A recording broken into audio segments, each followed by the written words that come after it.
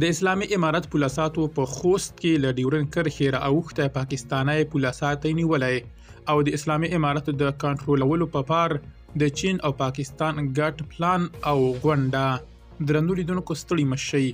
پر ټولنیزو رسنیو د اسلامي امارت اړوند رسنیزې پاڼې د یو انځور د خپرولو ترڅنګ یادونه کوي چې په خوست کې له ډیورن کرښې څخه یو پاکستانی پولساتی خوست ته اوښتی دی او د اسلامي امارت پولساتو نیولی دی.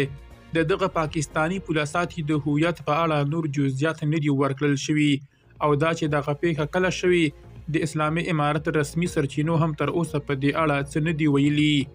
د افغانستان لپاره د پاکستان ځانګړي استازي محمد صادق د چین د ځانګړي استازي په مشرۍ له یو پلاوي سره لیدلي او پر خپل ایکس لیکلي دواړو لورو د افغانستان پر امنیتي وضعیت خبرې وکړي. د پاکستان ځانګړي استازي لیکلي موږ په افغانستان کې مخ پر ډیریدونکو امنیتي اندېښنو خبرې وکړې.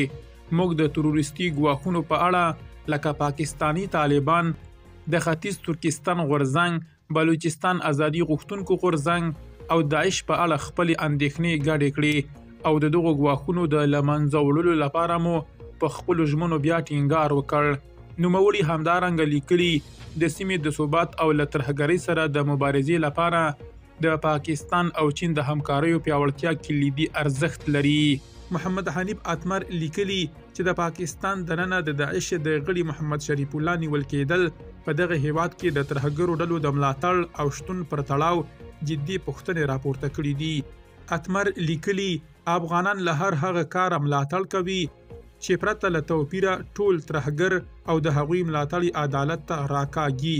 درنو لیدونکو له ملتیا مو مننه.